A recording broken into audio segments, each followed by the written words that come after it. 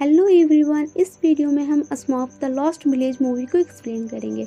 इस कहानी की शुरुआत जंगल में बहुत अंदर छिपी हुई एक सीक्रेट जगह से हुई है जिसका नाम होता है अस्माफीगंज, जहाँ सभी अस्माफ के नाम उनके कामों के हिसाब से रखा जाता था। वहाँ का सारा देखभाल बाबा जी किया करते थे, पर ये कहानी ना तो बाबा जी की है और ना ही उन सभी अस्माफ की जो वहाँ पे रहते थे। ये कहानी है अस्माफीगंज की एक अकेली लड़की अस्माफिट की। लेकिन अस्माफिट का लड़की होना ही कोई खासियत नहीं था, उसे एक शैतानी तांत्रिक गारगब्बर ने बनाया था सभी अस्माफ्स को पकड़ने के लिए। लेकिन बाबा जी ने उसे अपने जादू से एक अच्छी अस्माफिट बना दिया था। पर फिर भी एक प्रॉब्लम अब भी थी कि आखिर ये अस्माफिट है क्या। इस सवाल के जवाब की तलाश खुद अस्माफिट को भी थी। तो आइए हम कहानी को स्टार्ट करते हैं ताकि हमें ये पता चल सके कि आखिरकार ये अस्माफिट क्या है। अब हम अस्माफिट को देखते हैं जो ब्रेनी अस्माफ के पास जाती है। ब्रेनी अस्माफ हमेशा कुछ न कुछ नया एडवेंशन किया करता था। इस बार उसने एक ऐसी मशीन बनाई थी जिससे अस्माफ के बारे में पता किया जाता था कि उसकी खूबी क्या है। ब्रेनी के साथ उसका एक अस्माफी बर्ड होता था जो बिल्कुल कंप्यूटर की तरह काम किया करता था। अस्माफिट जब उस मशीन को देखती है तो वो सोचती है कि अगर वो उस मशीन का यूज करेगी तो उससे उसका नाम का मतलब पता चल जाएगा। पर जैसे ही वो उस मशीन का यूज करती है वो मशीन पूरी तरह से खराब हो जाती है और उसके अंदर जितनी भी एनर्जी होती है वो सभी एनर्जी अस्माफिट में समा जाती है। ये देख करके सभी अस्माफ हैरान रह जाते हैं और वे कहते हैं कि शायद अस्माफिट एक असली अस्माफ नहीं है, इसलिए वो सभी एनर्जी उसके अंदर समा गई और फिर वे सभी खेलने के लिए चले जाते हैं। तो दूसरी ओर हम गारगब्बर को देखते हैं जो अस्माफ्स को पकड़ने के लिए अपने जादू से जमाजम बॉल्स बनाता है जिससे वो अस्माफ्स को जमा सकता था। गारगब्बर का बस एक ही सपना होता है कि वो सभी अस्माफ को पकड़कर उसके जादू को निचोड़ लेगा और इससे वो एक महान जादूगर बन जाएगा। क्योंकि अस्माफ में एक जादू होता है, अस्माफ का एक बाल भी जादूगर गारगब्बर को ढेर सारा जादू दे सकता था। तभी गारगब्बर खिड़की से बाहर देखता है जहाँ वो उन सभी अस्माफ को देखता है जो वहाँ पर खेलने के लिए आए हुए होते हैं। तो वो अपने ईगल पक्षी को उन्हें पकड़ने के लिए भेज देता है। उधर वे सभी अस्माफ मस्ती कर रहे होते हैं। इसी दौरान अस्माफिट पत्तों के बीच में अपने जैसे अस्माफिट के दो आंखें देखती है और वो जब तक कि उसे देख पाती वो अस्माफ वहाँ से भाग जाती है और उसकी टोपी वहीं पर गिर जाती है, जिसे अस्माफिट अपने पास रख लेती है। तभी पीछे से गारगब्बर का वो ईगल आकर के अस्माफिट को पकड़ लेता है और उसे अपने साथ गारगब्बर के पास लेकर के चला जाता है। ये देखकर के बाकी सभी अस्माफ उसका पीछा करने लगते हैं और गारगब्बर के घर पे चले जाते हैं। गारगब्बर अस्माफिट को देख करके बहुत खुश होता है। वो उसके हाथ में उस टोपी को देख लेता है और फिर वो उस टोपी को उससे ले लेता है। गारगब्बर अस्माफिट से पूछता है कि उसे ये टोपी कहाँ से मिली, पर अस्माफिट उसे कुछ नहीं बताती है क्योंकि उसे खुद नहीं पता होता है कि ये किसका है। तो गारगब्बर अपने जादू से उसके बारे में पता लगाने लगता है। तभी उसे पता चलता है कि ये टोपी अस्माफीगंज के किसी भी अस्माफ की नहीं है, ये किसी दूसरे अस्माफ गांव के हैं जहाँ के सभी अस्माफ जादू टूना किया करते हैं और वो वहाँ तक पहुँचने का रास्ता दिखाता है। ये देख करके गारगब्बर बहुत खुश होता है और वो वहाँ तक जाने की प्लानिंग बना रहा होता है। तब तक बाकी अस्माफ वहाँ पर आकर के चुलबुली को छुड़ा लेते हैं और वो उस मैप की एक तस्वीर लेकर के वहाँ से भाग जाते हैं। वे वापस पहुंचकर बाबा जी को ये सब बात बताते हैं और उन्हें बचाने की बात करते हैं, पर बाबा जी उनकी बात नहीं सुनते हैं क्योंकि अस्माफ के लिए अस्माफीगंज से बाहर जाना खतरे से खाली नहीं होता है और बाबा जी नहीं चाहते थे कि उनके अस्माफ को किसी भी तरह का खतरा हो। तो वे उन सभी को अपने मशरूम में जाने के लिए कह देते और उन सभी को वहाँ से बाहर निकलने के लिए मना करते हैं। तो सभी अस्माफ अपने अपने मशरूम में चले जाते हैं। वही रात होते ही अस्माफिट इससे अस्माफीगंज से बाहर निकल जाती है। उसके साथ साथ ब्रेनी, हैप्टी और प्लम्सी भी आ जाता है और फिर वे सब मिल करके लापतागंज की खोज में निकलते हैं ताकि वे गारगब्बर से पहले वहां पहुंचकर उन सभी को अलर्ट कर सके। वे अस्माफीगंज से बाहर निकलते ही बाहर के नज़ारे को देखता है जो कि काफी खूबसूरत होता है।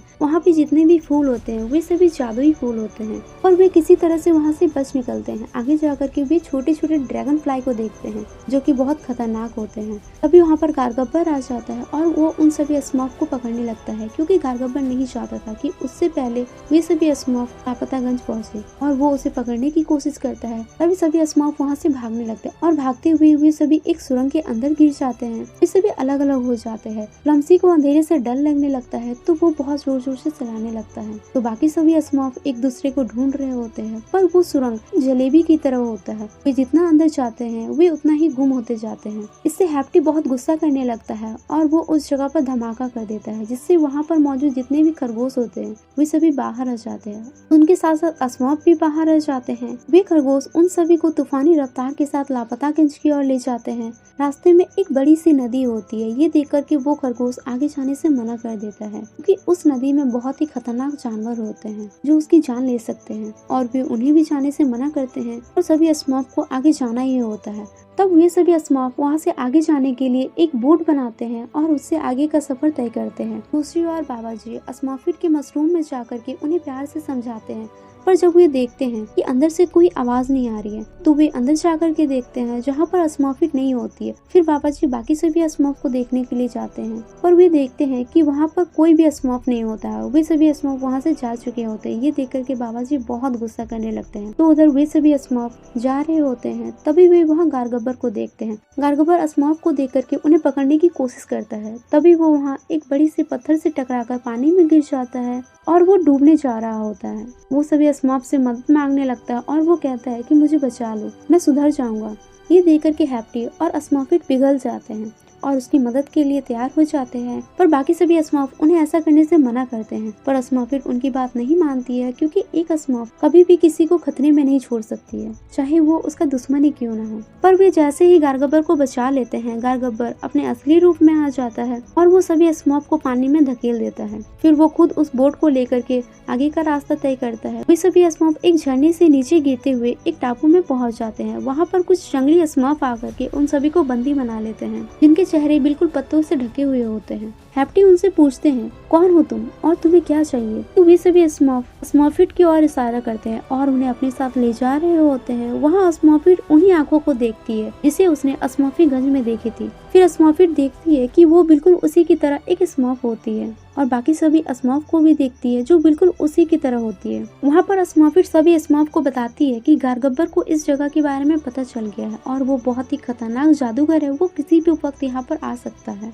और वो ये भी कहती है कि वो अपने मैप के जरिए उन 3 पेड़ को ढूंढ लेगा जिससे वो यहाँ तक पहुँच सकता है। तो अस्मॉफी बेला जो कि वहाँ की हेड होती है, वो उनसे कहते हैं कि ये कोई पेड़ नहीं है, ये 3 झरने हैं, और वो 3 पेड़ जिस जगह पे है वो बहुत ही खतरनाक जगह है जहाँ से बचकर कोई भी वापस नहीं आता है। पर फिर भी अस्मॉफिट कहती है कि गारगब्बर किसी तरह से यहाँ पहुँच जाएगा, क्योंकि वो बहुत ही खतरनाक जादूगर है। ये सुनकर के अस्मॉफी बेला अपने एक अस्मॉफी आंधी को वहाँ जाकर के देखने के लिए कहती है, पर अस्मॉफी आंधी को नहीं पता होता है कि गारगब्बर देखने में कैसा है। तो वो अपने साथ फ्लम्सी को लेकर के जाती है। जाते समय फ्लम्सी उसे अस्मॉफीगंज के बारे में बताता है, साथ साथ वो ये भी बताता है कि अस्मॉफिट को गारगब्बर ने ही बनाया था। ये सुनकर के वो हैरान रह जाती है। तभी वहाँ पर गारगब्बर का ईगल आ जाता है और वो दोनों को मारने की कोशिश करता है, पर वे दोनों मिलकर के उस ईगल को मार देते हैं। तो उधर वे सभी अस्मॉफ एंजॉय कर रहे होते हैं। तभी अस्मॉफी आंधी वहाँ पर आकर के सभी को चौकन्ना कर देती है कि गारगब्बर किसी भी वक्त यहाँ पर आता ही होगा। अस्मॉफी आंधी सभी को ये भी बताती है कि अस्मॉफिट को गारगब्बर ने ही बनाया है और उसने ही गारगब्बर को यहाँ तक आने का रास्ता दिखाया होगा। तभी उन्हें वहाँ पर किसी के आने की आहट होती है और वे सभी चौकन्ना हो जाते हैं। सभी जाकर के छिप जाते हैं, पर तभी वहाँ पर बाबा जी आ जाते हैं। सभी अस्मॉफ को लगता है कि ये गारगब्बर ही है और उन्हें वे चारों तरफ से घेर लेते हैं। तभी अस्मॉफिट सभी को बताती है कि ये हमारे बाबा जी हैं। जैसे अस्मॉफी बेला उन सभी अस्मॉफ की हेड है, उसी तरह से बाबा जी उन सभी के हेड है। तभी वहाँ पर गारगब्बर आकर के सभी अस्मॉफ को झमाझम बॉल से जमा देता है, पर वो अस्मॉफिट को नहीं जमा पाता है, क्योंकि उसे गारगब्बर ने ही बनाया था और उसका जादू सिर्फ अस्मॉफ पर ही काम करता है, जबकि अस्मॉफिट मिट्टी के ढेर से बनाई गई थी। तो उसका जादू अस्मॉफिट पर काम नहीं करता है